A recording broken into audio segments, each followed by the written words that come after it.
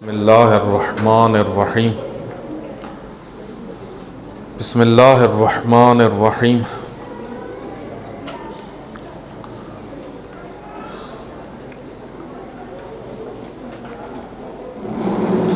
وعباد الرحمن الذین یمشون علی الارض حونا واذا خاطبهم الجاہلون قالوا سلاما والذین یبیتون لربهم سجدا وقیاما والذین یقولون ربنا اصرف عنا عذاب جہنم ان عذابها کان غراما انها ساءت مستقرا ومقاما والذین اذا انفقوا لم يسرفوا ولم يقتروا وكان بین ذلك قواما والذین لا يدعون مع الله إلها آخر ولا يقتلون النفس التي حرم الله إلا بالحق ولا يذنون ومن يفعل ذلك يلقى أثاما يضاعف له العذاب يوم القيامة يخلد فيه مهانا إلا من تاب وآمن وعمل عملا صالحا فأولئك يبدل الله سيئاتهم حسنات وكان الله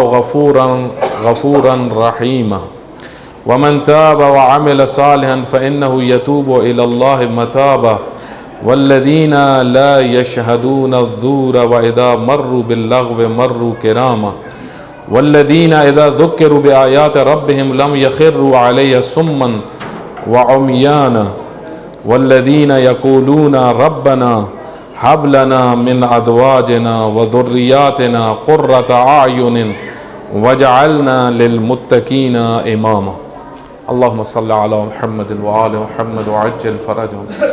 میں نے آپ کی خدمت میں سورہ فرقان کی آخری چند آیات کی تلاوت کی ہے کیونکہ ہمارا موضوع قرآن کی دعائیں ہیں اور یہاں پر اس حصے میں بہت خوبصورت دعائیں ہیں عباد الرحمن کی۔ عباد الرحمن دیکھیں، خداوند متعال کے چند اسماء ایسے ہیں کہ جو بہت اہمیت کے حامل ہیں۔ ان میں سے ایک اسم تو بہت عظمت رکھتا ہے، وہ ہے رحمان۔ اسی وجہ سے خداوند متعال نے بعض جگہ پہ فرمایا کہ اس کو اللہ کہہ کے بلاؤ یا رحمان کہہ کے بلاؤ۔ اللہ ہم اس وجہ سے زیادہ استعمال کرتے ہیں کیونکہ اللہ تمام اسماء کو لیے ہوئے۔ اللہ جب ہم کہتے ہیں یعنی اس کے اندر رحمت پروردگار بھی ہے، اس کے اندر قدرت پروردگار بھی ہے، اس کے اندر سماعت پروردگار بھی ہے، اس کے اندر بصارت پروردگار بھی ہے، ساری صفات اس کے اندر۔ اس وجہ سے اللہ جمیع کمالات کو یہ تعبیر لیے ہو، لیکن رحمان کی تعبیر اس کے قریب قریب۔ اللہ تعالیٰ نے سورہ فرقان کے آخر میں عباد الرحمن کی خصوصیات بھی بیان کی ہیں اور ان کی دعائیں بھی۔ عباد الرحمن اگر ہم دیکھیں تو قرآن کریم کے اندر خوبصورت ترین تعبیر جو اہل ایمان کے لیے بیان کی گئی ہے وہ عباد الرحمن، رحمان کے بندے، رحمان کے بندے، یعنی وہ بندے جن کی رحمان کی طرف نسبت ہے۔ جس طرح ہم کہتے ہیں نا اللہ کے بندے، عباد اللہ، اسی طرح عباد الرحمن، رحمان کے بندے۔ اللہ تعالیٰ فرماتا ہے جو رحمان کے بندے ہیں ان کی یہاں پہ 12 خصوصیات بیان ہوئی، 12 خصوصیات۔ میرا ارادہ تو یہ تھا کہ ان میں سے میں چند خصوصیات آپ کی خدمت میں ترجمہ کرتا اور بیان کرتا ہوں۔ ان میں سے ایک ہے جو انشاءاللہ آئندہ آنے والے کسی درس میں بیان کروں گا، یہ خصوصاً والذین یبیتون لربہم سجدا وقیاما، یعنی جو اللہ تعالیٰ کے لیے راتیں جاگتے ہیں یعنی تہجد پڑھتے ہیں اور کثرت سے سجدے کرتے ہیں۔ خود تہجد، قیام اللیل یہ بڑا کلیدی کردار رکھتا ہے۔ اس کی طرف میں تھوڑا سا اشارہ کروں گا اور پھر اس دعا کی طرف میں آؤں گا جو ہم نے آج تلاوت کرنی ہے اور اس کی طرف توجہ کرنی ہے۔ وہ دعا اس کے آخری حصے میں ہے کہ والذین یقولون ربنا، وہ ہیں جو یہ کہتے ہیں اے ہمارے رب، ہب لنا من ازواجنا وذریاتنا قرۃ اعین، ہماری بیویوں کو اور ہمارے بچوں کو، ہماری ذریت کو، ہماری نسل کو ہمارے لیے ہماری آنکھوں کی ٹھنڈک قرار دے۔ یہ ان کی دعا ہے۔ وجعلنا للمتقین اماما، اور اے خدایا ہمیں متقین کا امام بنا، اہل تقوی کا امام بنا۔ یہ اصل دعا ہے جس کی طرف میں نے آپ کی خدمت میں کچھ گزارشات عرض کرنی ہے، لیکن اس سے پہلے ایک عنوان تھا جو بہت امپورٹنٹ ہے ماہ رمضان المبارک کے حوالے سے، کیونکہ اس کی راتیں اور اس کے دن بہت مہم ہیں۔ دیکھیں، قرآن کریم کو پڑھنے سے، روایات کو پڑھنے سے، اور بزرگ علماء عرفاء جن کی زندگی معرفت میں گزری ہے، وہ فرماتے ہیں کہ اللہ اپنے بندوں کو جتنی نعمتیں بھی، خاص نعمتیں، خاص مقامات جتنے بھی عطا کرتا ہے وہ لیل میں عطا کرتا ہے، رات میں عطا کرتا ہے، شب میں عطا کرتا ہے۔ اس کی مثالیں آپ کی خدمت میں چند عرض کرتا ہوں کہ جتنے مقامات بھی ملے ہیں، جتنے درجے بھی ملے ہیں اللہ کے بندوں کو، وہ رات میں ملے۔ رات کے اندر ایک خاص اثر ہے۔ اسی وجہ سے ماہ رمضان المبارک کا ایک نام ہی قیام ہے، شہر القیام۔ شہر القیام کے پھر کئی معنی علماء نے کیے ہیں۔ ایک معنی رات، اس کی راتوں میں کوشش کریں کہ کچھ وقت کھڑے ہوں اللہ کی بندگی کے لیے، اللہ کی اطاعت کے لیے عبادت کریں۔ آپ دیکھیں، سب سے پہلی چیز رسول اللہ صلی اللہ علیہ وسلم کی معراج جو بافضیلت ترین چیز ہے، رسول اللہ کی شخصیت کے ساتھ تعلق رکھتی ہے، اس کا وقت کون سا ہے؟ رات کا۔ اللہ تعالیٰ قرآن کریم میں فرماتا ہے سبحان الذی اسری بعبدہ لیلا من المسجد الحرام الی المسجد الاقصی، بابرکت ہے وہ ذات جس نے اپنے بندے کو سیر کروائی، لے گیا مسجد الحرام سے مسجد اقصی تک۔ کس وقت؟ بعبدہ لیلا، رات کے وقت، رات۔ بس رات یہاں پہ عبادت میں بہت مہم ہے۔ دوسرا، اللہ تعالیٰ فرماتا ہے کہ ہم نے رسول اللہ صلی اللہ علیہ وآلہ وسلم کو مقام محمود دیا۔ یہ مقام محمود کیا ہے؟ مقام محمود یعنی جتنی خوبیاں ہیں ایک انسان کے لیے، ایک مخلوق کے لیے، ایک مخلوق کو جتنے مقامات مل سکتے ہیں وہ سارے کے سارے اللہ تعالیٰ فرماتا ہے ہم نے رسول اللہ کو دیے۔ اس کو کہتے ہیں مقام محمود۔ مقام محمود کا بعض نے جو معنی کیا ہے وہ یہ کہ مقام محمود مقام شفاعت، یعنی رسول اللہ صلی اللہ علیہ وسلم شفاعت فرمائیں گے۔ اور یہ ذہن میں رکھیں، ہم سب کو یہ علم ہونا چاہیے، امام چہارم امام زین العابدین علیہ السلام فرماتے ہیں اللہم صلی علی محمد آل محمد۔ امام علیہ السلام فرماتے ہیں کہ کوئی شخص بھی جنت میں نہیں جائے گا جب تک اس کو رسول اللہ کی شفاعت نصیب نہیں ہوگی۔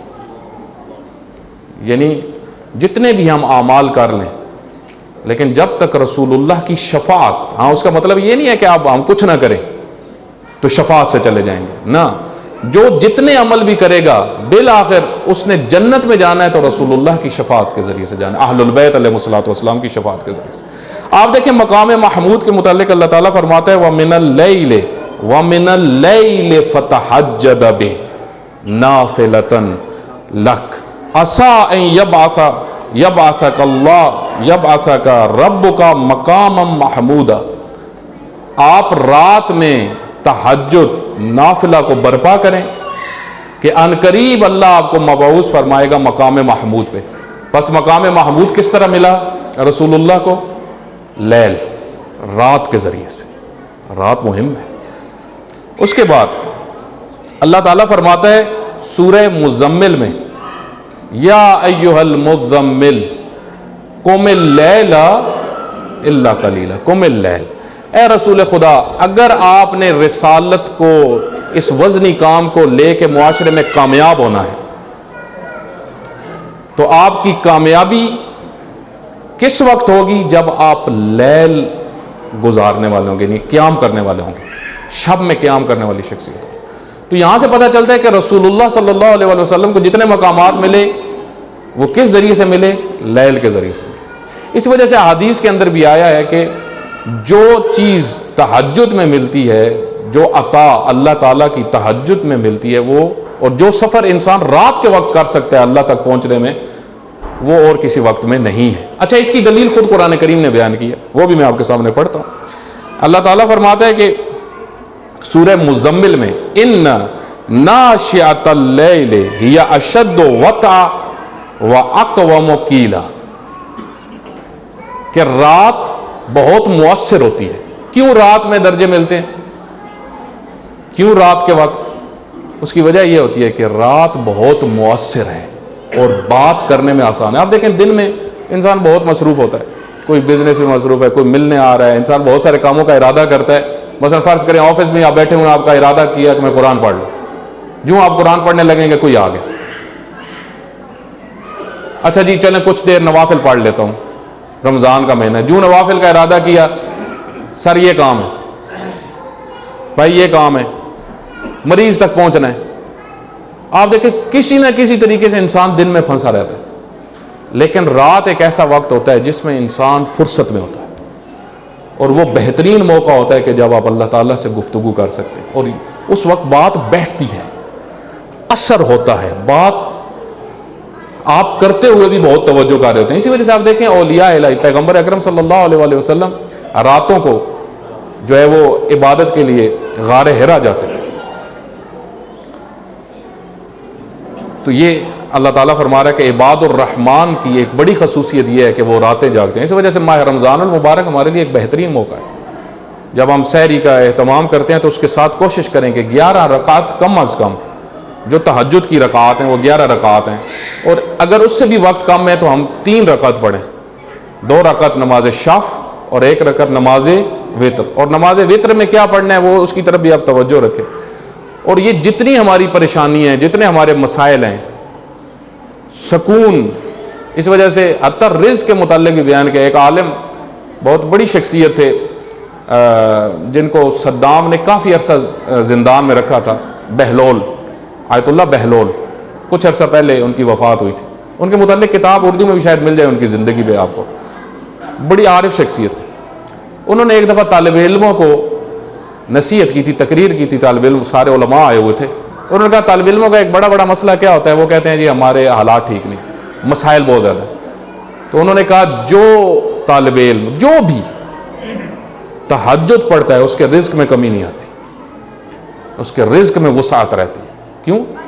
کیونکہ خداوند متعال کے ساتھ جتنا رابطہ انسان کا ہو اتنی راہیں کھلتے۔ اب آتے ہیں اس دعا کی طرف جو ہم نے پڑھی ہے، کیونکہ ہمارے پاس دن تھوڑے ہیں، دعائیں زیادہ ہیں۔ میں 5-7 منٹ میں آج کی وہ جو موضوع ہے اس کی طرف اشارہ کروں گا۔ یہ جو انتظامیہ ہیں ان کی خدمت میں عرض کروں گا کہ مکھیاں کچھ زیادہ ہو گئی ہیں، تو اس حوالے سے بھی کوئی سپرے وغیرہ کا انتظام کریں۔ ایک صلوات پڑھیں محمد و آل محمد۔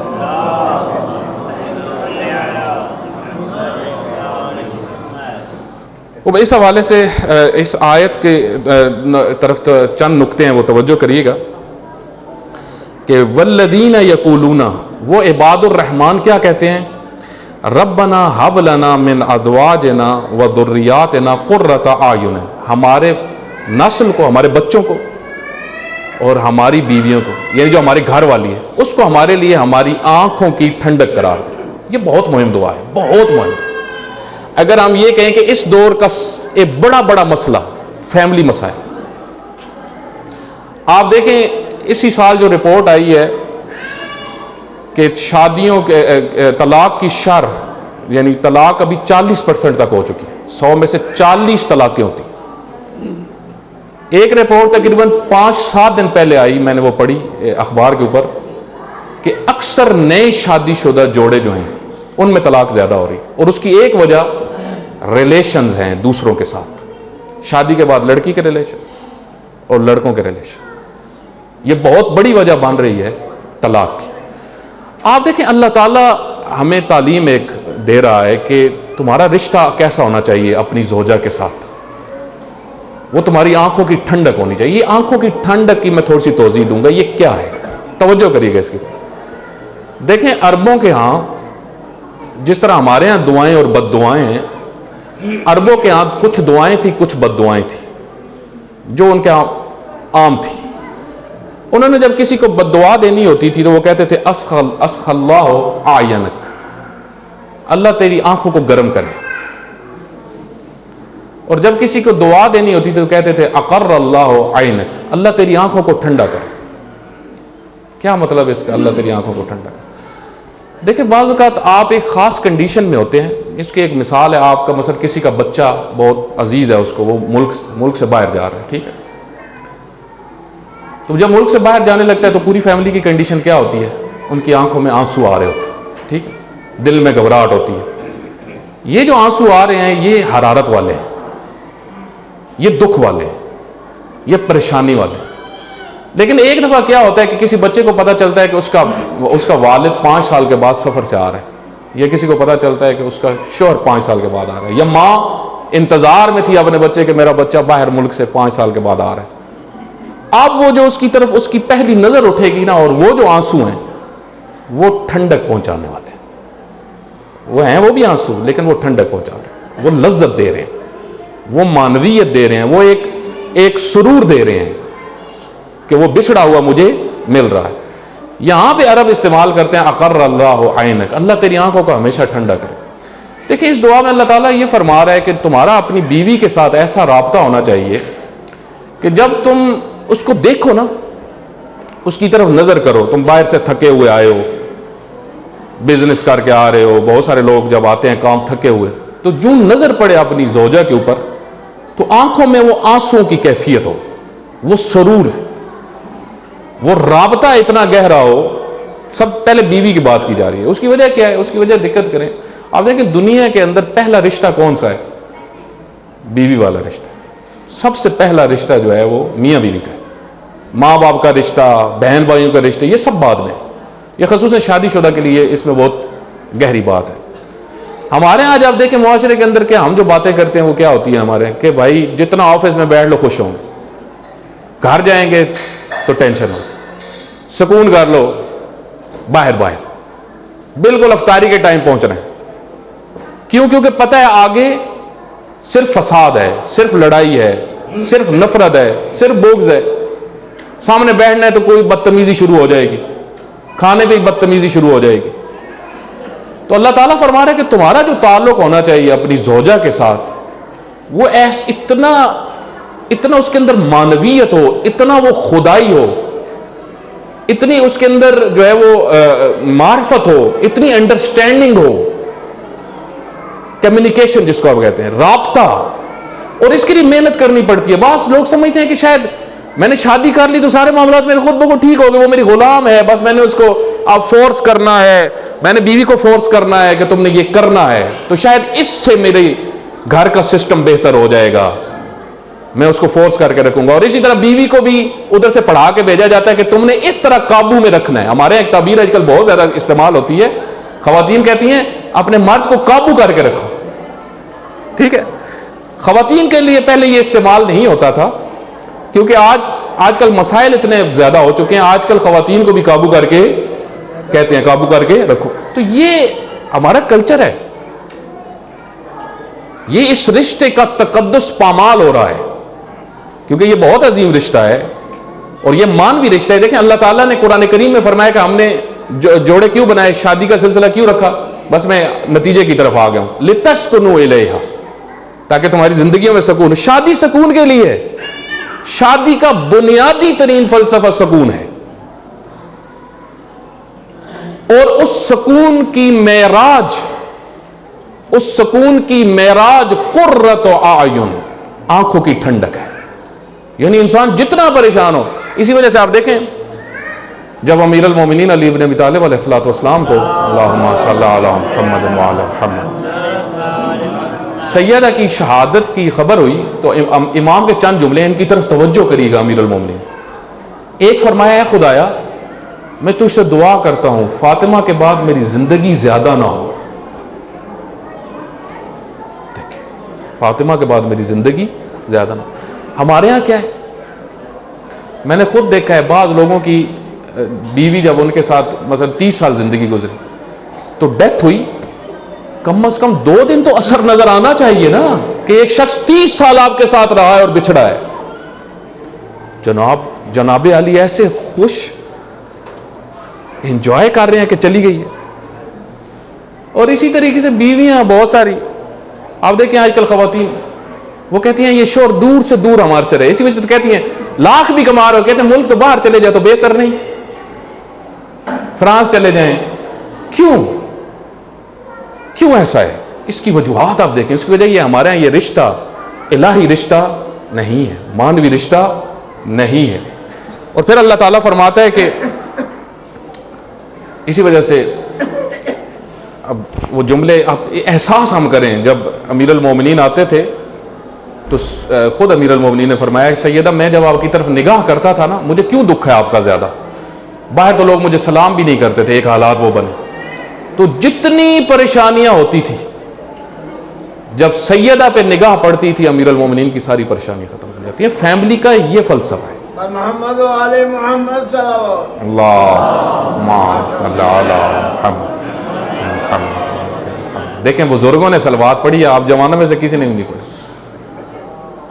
تو آپ دیکھیں کہ یہ پھر آگے اللہ تعالیٰ فرماتا ہے ایک زوجہ اور دوسرا اولاد. دیکھیں اولاد کی کیسے بات سمجھ میں آئے. عموماً کیا ہوتا ہے بچے جب چھوٹے ہوتے ہیں تو آپ ان کے لیے گیم کا ٹائم مشخص کرتے ہیں، آپ ان کے لیے جو ہے وہ اسکول مشخص کرتے ہیں. بیٹا اس اسکول میں نے آپ کو داخل کروا دیا. بیٹے کی بات نہیں چلتی. بیٹے کو پتا ہے جہاں مجھے ابو نے کہنا امی نے کہنا میں نے وہاں جا کے پڑھنا ہے. ٹھیک ہے.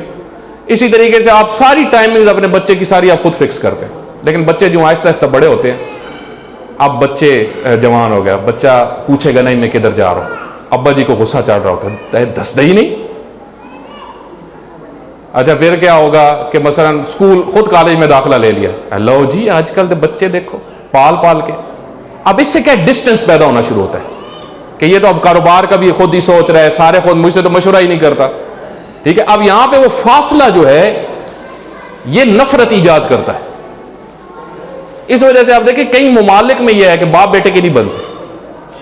ایرانیوں میں یہ عموماً مشہور ہے کہ باپ بیٹے کی نہیں بنتی، باپ بیٹے ہمیشہ لڑتے ہی رہتے.